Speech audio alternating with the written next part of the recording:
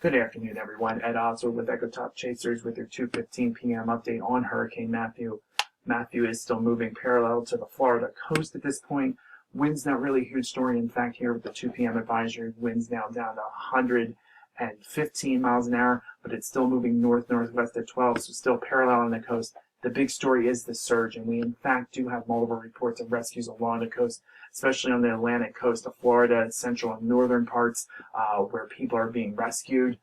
It's putting an unnecessary strain on first responders when they should really be responding to other more bigger emergencies out there that are happening, and it's just people's choice. It's just not a smart one.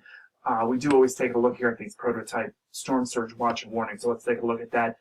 On the Atlantic coast of Florida, central and northern portions still would be under a storm surge warning at this point. All of the Georgia coast, all of the South Carolina coast, and even parts of the southeastern North Carolina coast. And you can see right there, that goes all the way up to the Wilmington. Even parts of the Outer Banks would be under a storm surge watch at this point. Looking at current winds, we do have quite a few winds here. We've seen a lot of gusts here from between Daytona Beach and the Jacksonville beaches of around 80 miles an hour. I'm looking at the radar here off of the presentation here, and there is still a lot of bands. So anywhere basically Daytona Beach to Jacksonville, you'll see gusts 80, even 85, 90 miles an hour, depending on what happens here with the track. Looking at the visible satellite loop, it just have a couple frames here of sunrise, and also let me get that bad frame out there for you so it does not flash. But you can see the storm is starting to make kind of a northerly jog a little bit. So it moved a little bit right of where it has been, and I'll show you why. You can actually see around the center some more intense convection. Sometimes when that forms on the one side of the center of a storm and it's unbalanced, it kind of causes it to jog a little bit, and that's what we're seeing. The rainbow infrared will even show you this a little bit better there. You can see that it does even look like it's trying to reorganize itself maybe just a little bit, but this will just be a maintenance of strength. So it should stay a category 3, and in fact that's what we expect as it moves up into Georgia and South Carolina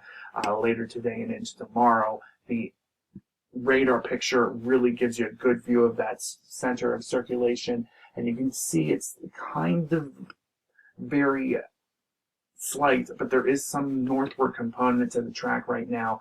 But still, look at that onshore flow anywhere from Daytona Beach all the way up here into Charleston.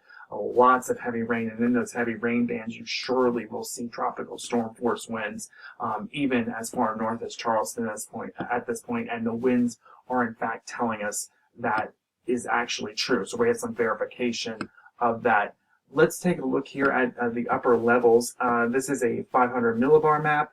I usually like to use this here to try to get an idea of steering currents. And what I would like to point out to you, and this is actually updating as we go, so we're getting current information. You can see a little bit of a trough here over the northern plains. There's Matthew, but notice this little part of the ridge here and how it curves.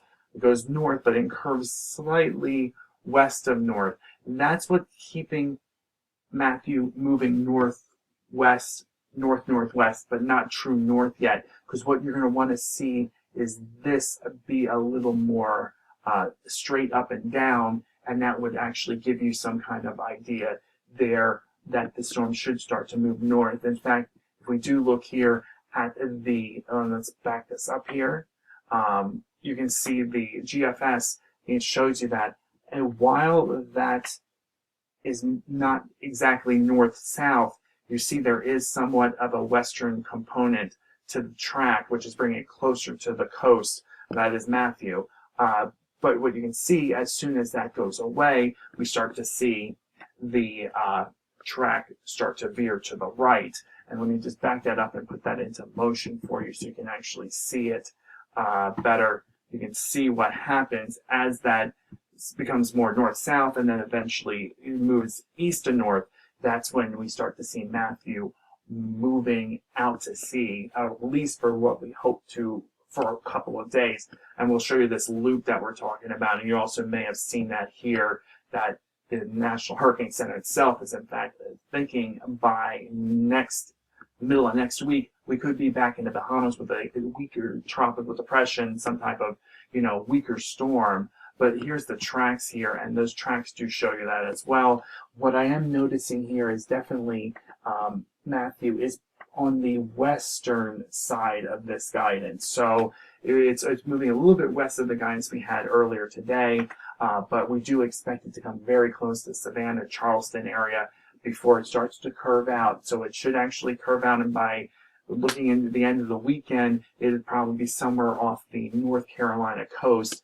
And then what we will start to watch for is that turn to the south and then possibly the southwest again, which could bring it back over the Bahamas, but we don't expect it to be any kind of major storm at that point. Again, here, just going over quickly at 2 p.m., 115 mile per hour winds, moving still north-northwest to at 12 miles an hour. I am looking again, I said, at the radar here. I have it, and I'm just looking at it, and I'm seeing that jog, especially in the last few frames of that radar picture, and I think that's going to keep it off the coast. So I don't think we're going to get any kind of landfall in Florida, but we're still not off the hook in Georgia, South Carolina yet.